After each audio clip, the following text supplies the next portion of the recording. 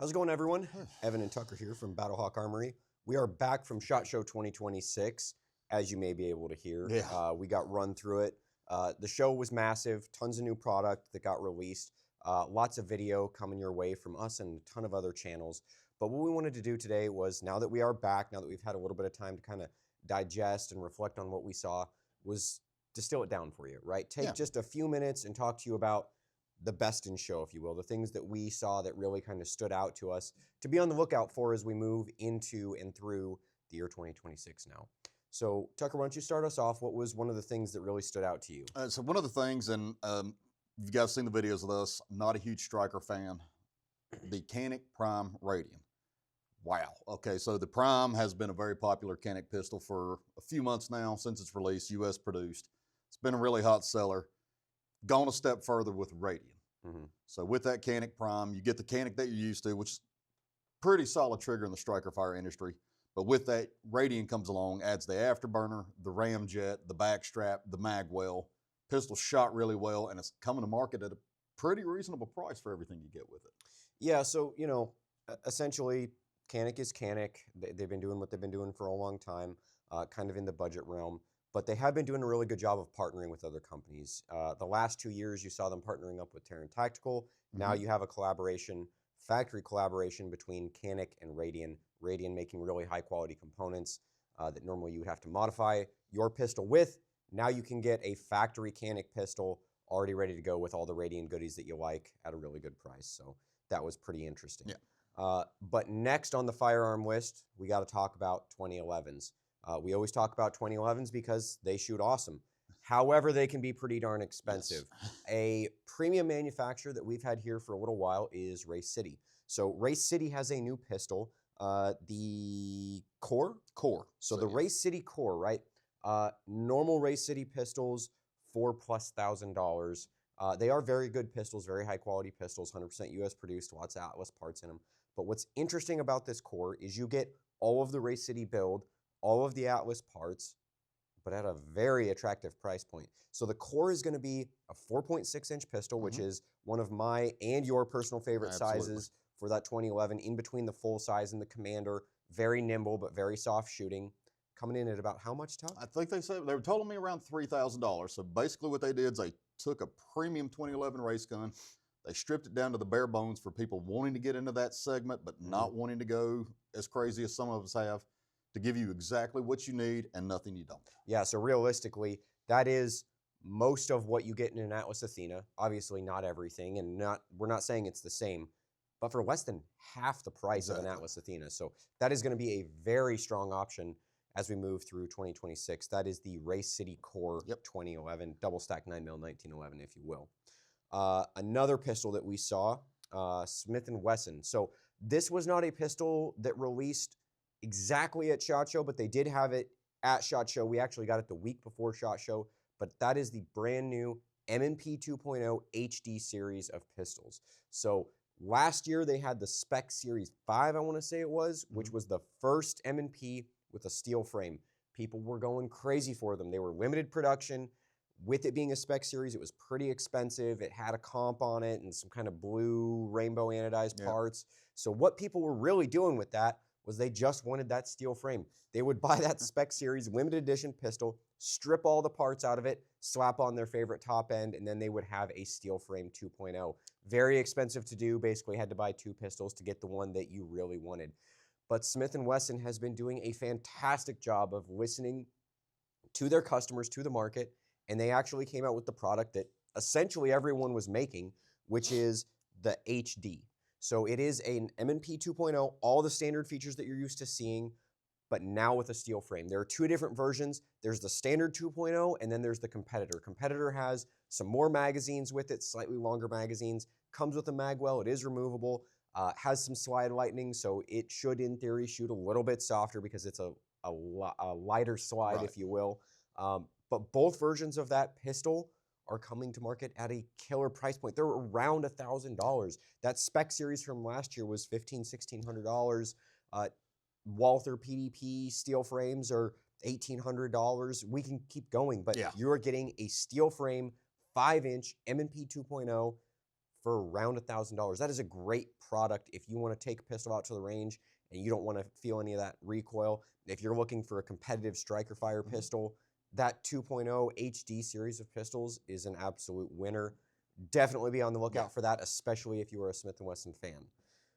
But we have more 2011s. What else you got? So we're going to go into the Kimber 1911 double stack Warrior. So Yep. this was a new one that came out from Kimber. They've kind of running on the success of their 2K11s. Kind of gave you a more affordable option in that same segment with a lot of the same features. Available in 45, 38 Super, 10 mil, and 9mm, obviously, and 10 mil if I didn't say that already. It's going to come with a carbon fiber grip they did, DLC coated.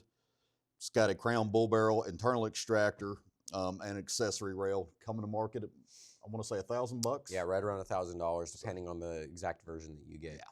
So that, again, we talked about, 2011s, double stack 9mm 1911s can be very, very expensive. But this Kimber, it is a U.S. produced product, so you don't have to buy something imported to get it at that price point. It does have an optics cut. It's very, very feature rich and domestically produced for around that $1,000 price point. There's really nothing competitive with it. No, usually it's domestically produced. $1,000, your Turkish clones, things like that. American made gun. Yeah, at a great price. We shot them at the range. We saw a bunch of people shoot them at the range. They ran perfect. No issues whatsoever, even on the 10 mil, and 10 mil in the double stack can definitely be a little bit finicky. Additional note, they are also coming out with a 38 Super version of it. Yep. So for all you 38 Super fans that have been sorely missing a double stack, Kimber Warrior's got you covered, so be on the lookout for that. But that pretty much covers it. Those were our best in show handguns. Long guns. Why don't you start us off, Tug? Long guns. So one of the cool things I did get to play with, we got video of it, is Barrett's new MRAD Covert. So this is built on their MRAD chassis. It's a folding system. It comes packed up in a Eberly stock bag. Available in 308 and 6.5 Creed for now, but the lower will work on any MRAD, upper if you've got a 338 lapel or something like that. 17-inch barrel. The whole package is just under 12 pounds. 10-round magazine. Really, really cool system. Packs up nice and neat. Shot extremely well. Really liked it. Yeah. Very interesting take on a truck gun or a PDW, if you will. But if you need a Barrett MRAD to deploy rapidly, the Covert's got you covered, fits in a bag, even comes with it. Pretty cool little package from Barrett. Yeah, and right along with that was Gunwerks' new product. So if you haven't seen Gunwerks make some premium bolt rifles, some of the coolest things. They have their Skunkwerks division. They did the Accountant, last year I believe it was, a year and a half ago. That Skunkwerks stuff, they do hunting guns, right? That's what Gunwerks does. Skunkwerks is a totally different ideology. Like, they're just building cool guns. Cool stuff. So those Skunkwerk guns, when we do get them, they go extremely fast. Yes, all Gunwerks things are expensive, but the Skunkwerks things are limited edition, made once, very limited production items, and they've got the new one. So, yep, last year we got the Accountant. This year we're getting the Tiny AF. It's a 6mm arc bolt gun with a folding stock. 11.25-inch barrel. It comes all packaged up in a beautiful Pelican case. You're going to get a Yeti flask with it. You get a humidifier for cigars in there. Comes with 100 rounds of their ammunition. It's sitting already with a Leupold Mark V HD 2.5 to 10 power scope. Just really, really cool package. All packs up nice and neat, and it's kind of, I believe, if I'm not mistaken, Gunwerks' first venture into the 6-arc round. Yeah, it is their first venture into 6-arc. 6-arc really does well in short barrels, so that's where that 11.5-inch barrel will shine. It has the suppressor on there. The stock does fold. The thing with Gunwerks is not only do they give you the optic pre-installed, it does have a custom turret on that Mark V for the 6mm, and not just any 6mm, the exact ammunition that comes with it. So it is a custom Gunwerks load. You get 100 rounds of it with it. I don't know if you said that or not, but you can get more of it. So it is a complete package. Again, a 6mm package that you can deploy out of essentially a little Pelican case. They wanted to call it the ATF because you've got the flask for your alcohol, the cigar case for your tobacco, and then obviously the rifle itself, which is a 2-stamp rifle, but they are $0, as you've heard us say about 1,000,000 times now. So it is all three in there, but the lawyers didn't like it, so it is now the Tiny AF. But that was really cool from Gunwerks. I know those are going to fly regardless of the price point being a limited edition item, and just that super cool Gunwerks quality. in the Skunkwerks package in a briefcase. So the Tiny AF was pretty awesome. Yeah, that was impressive. Moving on, some ARs. ARs are ARs. We did get to play with a bunch of different ones, but a new one that kind of caught my eye that's coming to market is a Century Arms AR. So this is under their U.S. POM. They're calling it the Cat 4 Storm. So the big thing with this is you're going to get a lot of features in this rifle at a really great price point. They're coming in somewhere just over $1,000, but with that, you're going to get a monolithic handguard that locks into the upper, true free floating. You're going to get a hyperfire trigger, full ambi controls. They did come out with a new Hurricane flash hider. That's kind of their take on a flash hider and comp. They're a claiming hybrid it, muzzle device. yeah, they're claiming it works just as well for both. But again, a lot of features in that rifle at a really great price point. An integrated magwell straight from it, so full ambi controls, and coming in less than $1,500, I would say. Yeah, and you know, Canik, you know, Century, they have long been known for feature-rich value propositions, and this is no different. Again, $1,000 AR literally has about everything you could want: a premium trigger, full ambi controls, free float handguard, tons of different barrel lengths and sizes. So there's pistols, there's rifles. They have green, black, FDE, I want to say. I saw a bunch of different colors. We've got some photos of it on our social media. We'll probably roll some in with this, but for around that $1,000 price point in an AR-15, you're really not missing much. Yeah, you don't see a lot of rifles at that price point that are come with all those features. Yeah, so that was pretty interesting. But also shotguns. Yep. So not a super heavy shotgun year. We did see some factory SBSs from Mossberg and a few other companies. But one shotgun that really stood out, again, not specifically a SHOT Show release, the brand new Beretta A800. Guys, so the Beretta series of shotguns, we both have them. We both love them. We've been running them forever. The new Beretta shotgun is taking that A400 hunting shotgun that most people know and love and elevating it to the next level. Polymer one-piece receiver, so it's impervious to any sort of rusting. It is optics cut right on that receiver. It has a brand new kick-off stock. I think it's the Kick-Off Pro or something like that. They keep changing it, but it should be extremely soft shooting, very reliable. The demand for them has been just insane. The handguards are melted into the receiver beautifully. So if you're looking for a brand new hunting shotgun, that brand new Beretta 800, it's insane.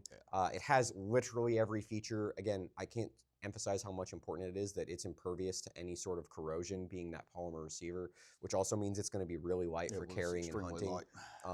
The response on those has been tremendous, and actually getting our hands on them, they felt incredible. Everything is really well put together and also really well thought out. So I think that's going to be a great addition to that waterfowl or other shotgun hunting segment of the market. However, we got to talk about some NFA items. Yep, so, your favorite. Tax stamps, again, for the 975th, 1000th time, are $0. So the NFA side of the firearms marketplace is just exploding right now. So tons of new product. It was really hard to kind of distill that down. But since we talked about distilling, we're going to talk about the B&T Still. Exactly. So I was at the industry range day, went to the B&T booth.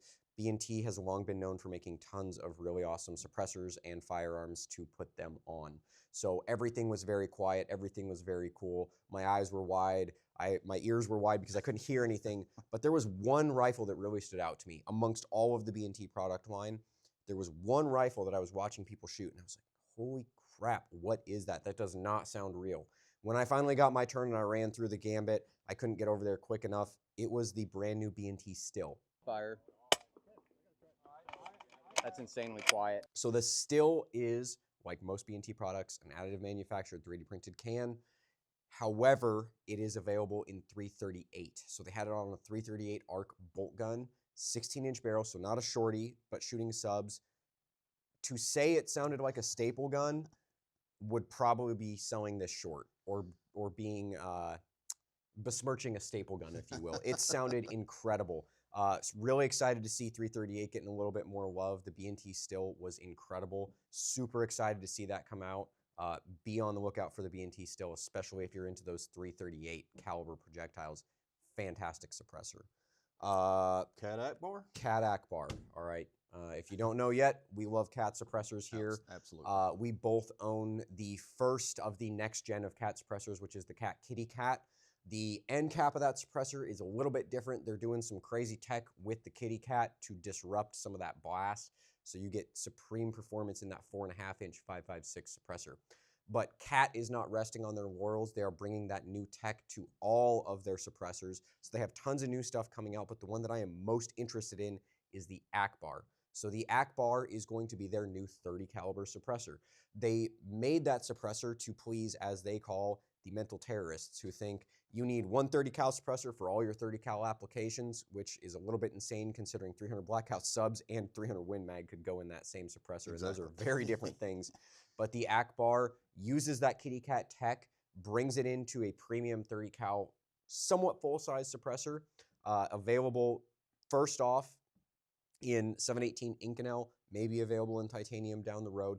The interesting thing here is not only do you have that kitty cat tech, the DLC coating, the premium cat quality, but the size of it. It's in between what used to be their compact Dirty Dave and their full-size ODB. So I tend to like the compact suppressors in size. Obviously, I wish they sounded like full-size suppressors, but that AKBAR not only being a better, newer design than any of their previous suppressors, but also being that kind of medium size, if you will, really speaks to me. So I am super excited to see what the AKBAR has in store for us in the 30 cal realm for 2026. So definitely be on the lookout for that.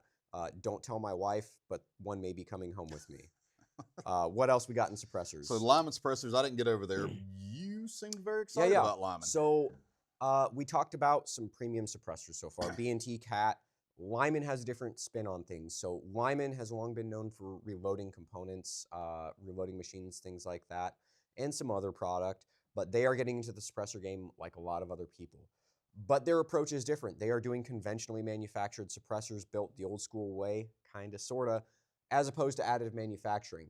So their suppressors are largely aluminum constructed, but they make rifle suppressors. So most people would say, well, you can't do that. Yeah. They're not going to survive.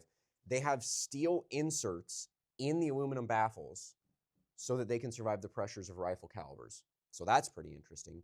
Aluminum means it's going to be pretty light. They're all modular, so you can grow or shrink them. They come in, a full-size configuration, but you can shrink them down. They make 2 different configurations of the 4 suppressors that they have. The 2 rifle suppressors are in 2 different configurations. Right. The 2 rifle suppressors are going to be direct thread onto your barrel or a reflex style over the barrel.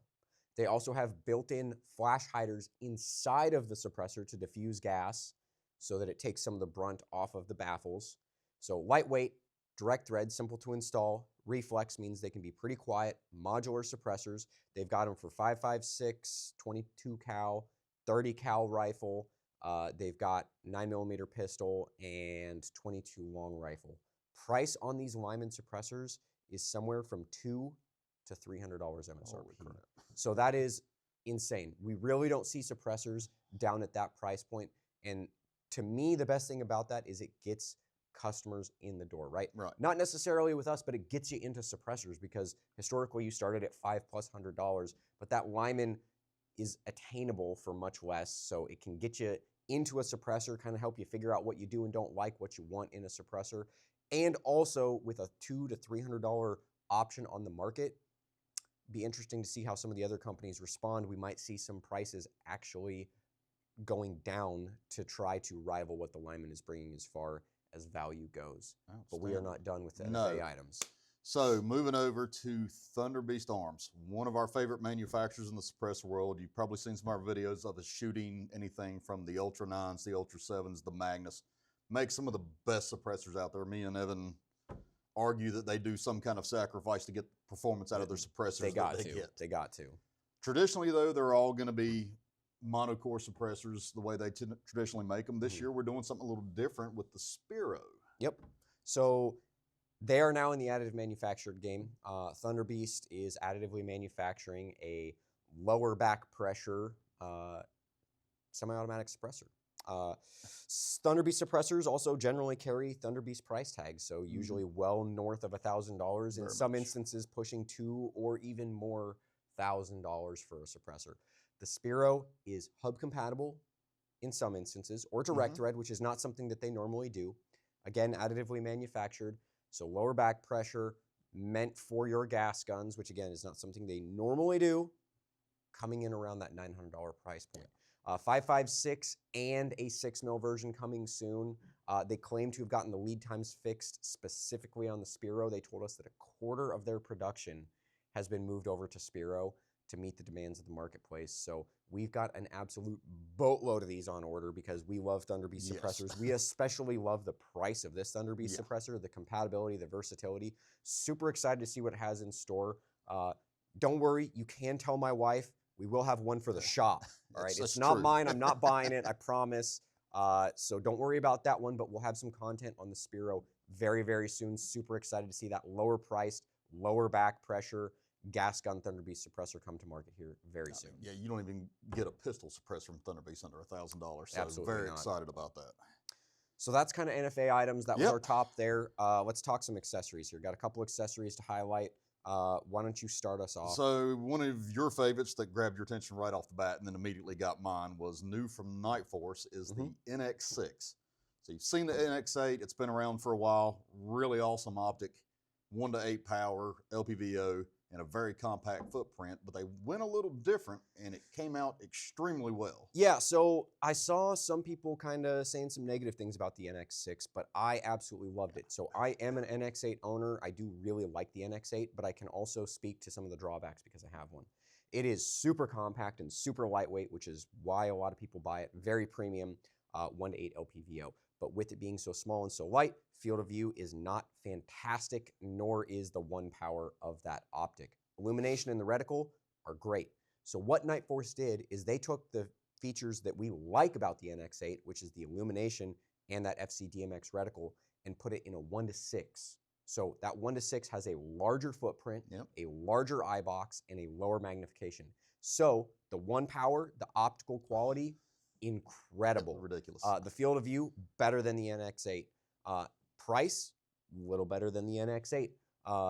Talked with a couple people I know, and the general sentiment was, if I could, for what I do, trade my NX8, even though it's more expensive, for an NX6 today, I'd make that deal. Yeah. It was a fantastic optic. If you don't like that first focal plane FCDMX reticle, it's also going to be available in a second focal plane.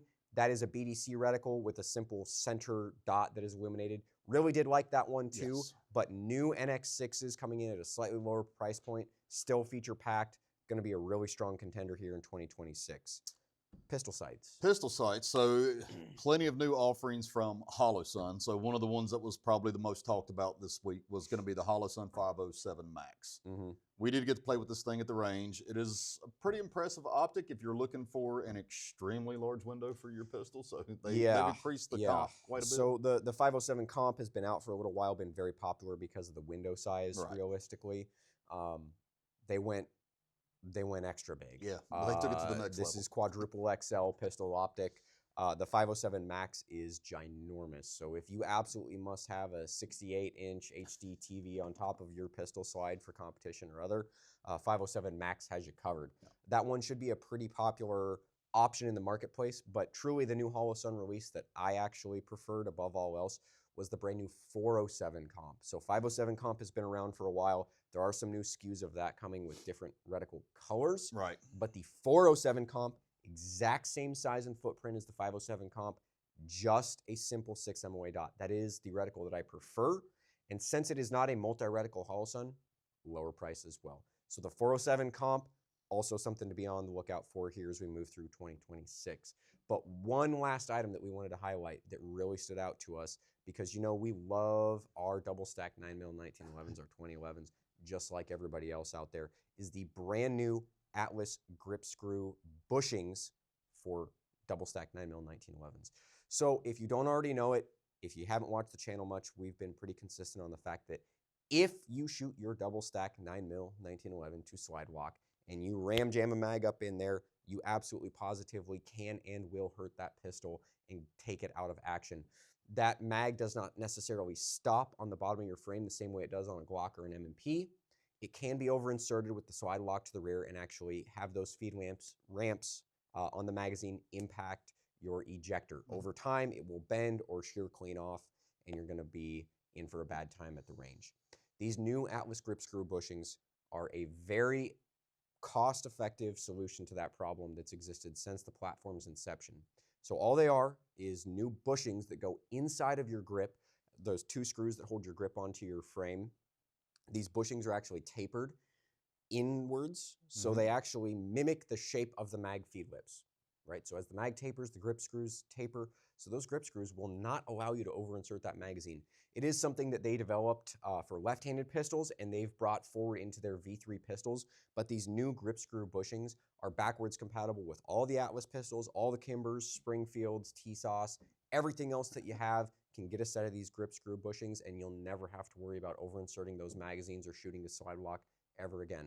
So very simple, cost-effective solution to a problem that's existed since the dawn of the double stack. Exactly. So be on the lookout for those Atlas grip screw bushings. I'm going to pick up about 27 pairs myself. You're probably in for 1 or 2. So lots of new stuff. Hope this list kind of helped you make sense of all the madness that is SHOT Show and give you some things to look out for as we move through 2026. Anything else you want to say, Tuck? Just if you guys have any questions about this, as always, leave them in the comments. But we've got a lot of content on a lot of these things. If you're curious to go a little bit deeper down, we're talking to some of the reps, getting some info from them. More content on the way.